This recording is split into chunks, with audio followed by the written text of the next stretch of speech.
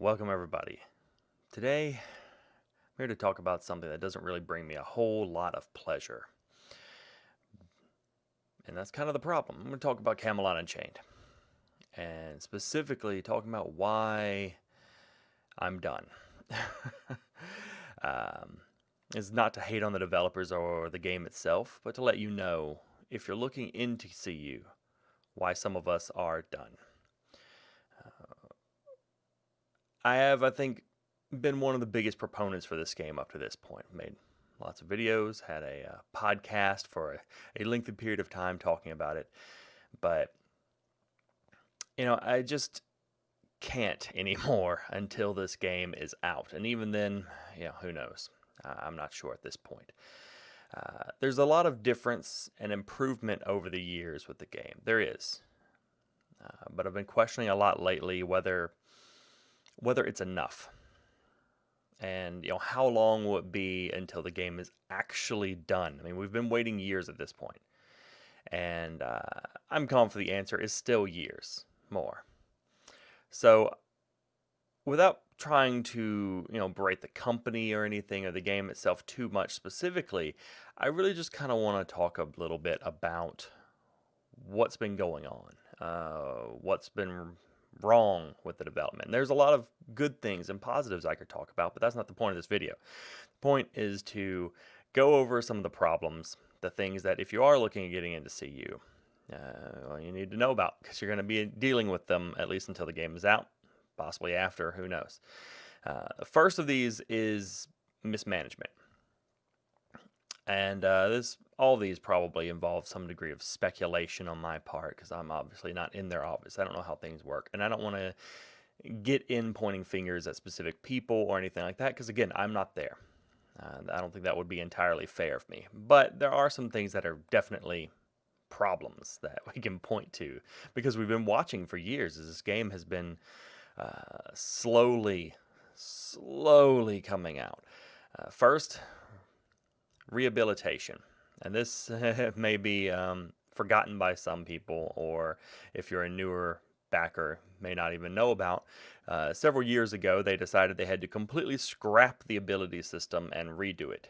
The person that they had doing their ability system was left or was fired or whatever the case may be, and they had to redo the ability system, which was supposed to take a little bit of time, but ended up taking an extremely long period of time, at least a year, which was far longer than estimated. And that's kind of an ongoing theme with the game's development. Everything takes longer than they estimate. And that's not really uncommon for game development, but it is to a point, like I'm not surprised when a game gets delayed for a couple of months. I'm not surprised when they give a deadline and then it comes around and that deadline was short by a month or two, or even 3 months.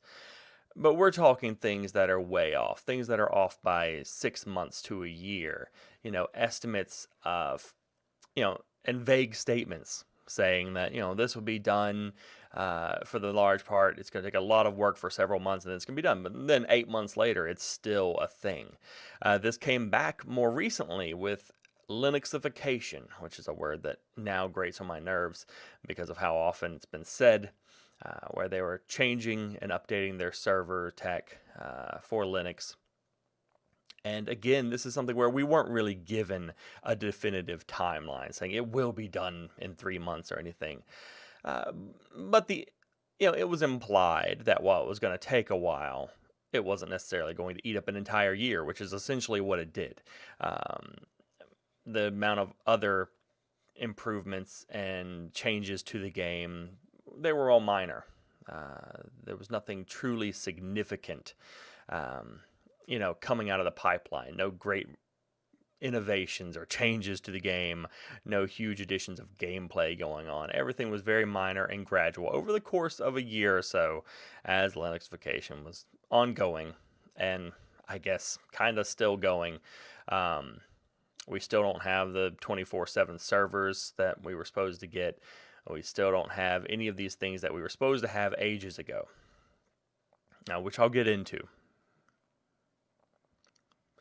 A second thing is communication, which was great at first. It was actually one of the main reasons I got so invested into this game, was seeing all the efforts that they were making to communicate, to be transparent, to offer information to all the backers about the game and the game's progress, and that speaks volumes to me.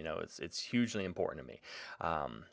I have never gotten a lifetime sub to any game, as I did with this game, and I did it largely because of that communication, which has become fragmented and frayed over the years. It's definitely decreased as they have started to fail to provide the things that they've promised us. Certainly the stress adds up, and I understand that. But the communication has faltered. It's almost like they've countered, saying, well, if we give them any information or any estimates or anything whatsoever, then we're going to disappoint them and they're going to be upset. So we won't give them anything. We'll give them table scraps, the bare bones. They still give us updates. They talk about things that are done once they're done, but estimates for how long something's going to take, no, they've stopped bothering altogether. We never get testing notifications reasonably ahead of time. They don't come out. We might get them a day or 2 days before the test at best. Sometimes email notifications seem to be forgotten altogether. So it's kind of hard to get people into testing. We were supposed to have consistent servers ages ago, and still not a thing. A last point on communication that I wanted to get into that is a more recent thing that really rubbed me the wrong way is forum and Discord moderation. Now, I understand you have to moderate to some extent. It's important. You don't want your forum becoming a cesspool of negativity, but they've banned all criticism, essentially. Anything that is negative or criticizing the development of the game gets locked on the forums, not allowed on the Discord. It's not a good look, That leaves the Reddit, which is a rather negative place, where people can go, and that's the only place they can go and vent any sort of criticism whatsoever, or in a YouTube channel. So the last thing I really wanted to go over was some of the broken promises, and I use that term loosely because it's not like any of the core foundations of the game have been promised and then taken away, but there are other things that have been somewhat misleading, or things that have just not been delivered on. For instance, still don't have 24/7 or not 24/7 servers, but what are they calling it, like 24/3 servers, weekend servers that last the entire time. They have started putting that tech out. It is starting to run in certain tests, but we don't have it in any kind of consistent basis yet where we can actually try it out and actually keep testing things. Every time they do add, as with most games, it breaks a ton of stuff. At this point, we're supposed to be in beta. I would expect that new patches and new updates shouldn't be completely trashing other things at this point. But as most of us know who've been back in the game for a long time, this isn't a beta. They call it a beta, but it's not a beta. And again, that's misleading things. Another is Saturday night sieges. Something we were promised a year and a half ago, at least, to start a series of consistent Saturday night siege battles for us to test. Not to mention the dragon circles, which hasn't been mentioned in ages. That's not even a thing now. I don't know if it will ever be a thing at this point. I don't really care for it that much, but it's in the list. Then, of course, we have to talk about the R word, refunds. I don't personally care about refunds. I'm not going to ask for a refund. They have my money. They've had it for years. It's theirs at this point. I'm not going to ask for it back. I'm fortunately in a place where I'm comfortable enough. I don't have to do that. I don't desperately need it. But they promise people the ability to get refunds. Now, I certainly understand that COVID is problematic and causes issues with some of these things going in the office and everything. Absolutely. But it's been like 6 months. with seemingly with none of these processed, none of the refund requests processed at all. It's getting unreasonable. Accommodations should be able to be made for that.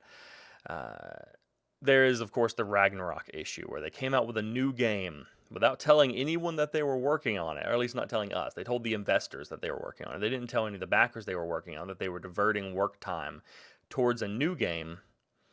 They sent out something hinting at it months beforehand, but in a very vague way that actually made everyone think they were going to announce a really big update for Camelot Unchained, which got everyone excited. And then we arrived, and they actually announced a new game that they're working on that they're diverting staffing for.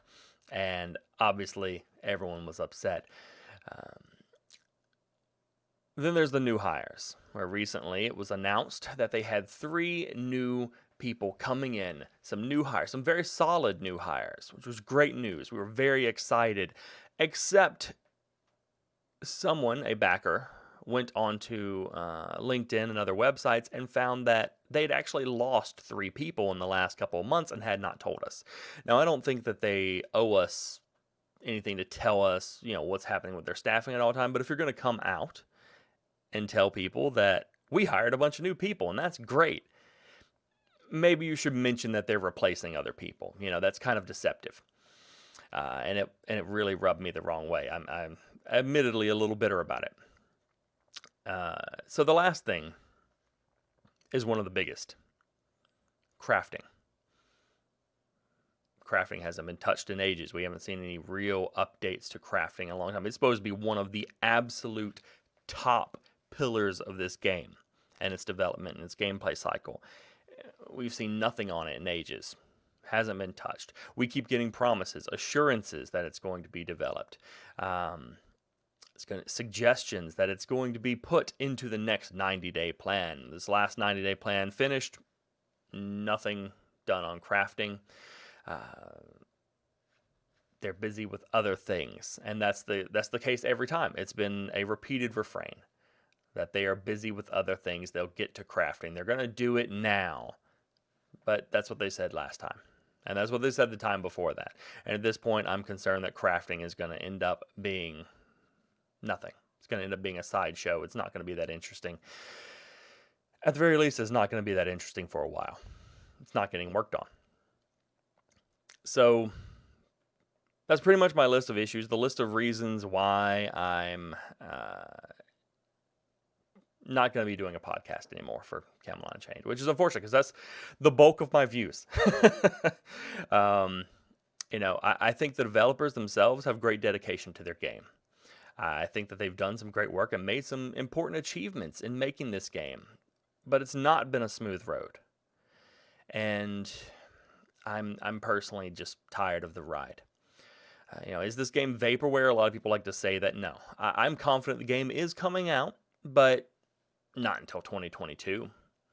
And honestly, I don't know if I'll care anymore when it does come out. So I hope you find this useful.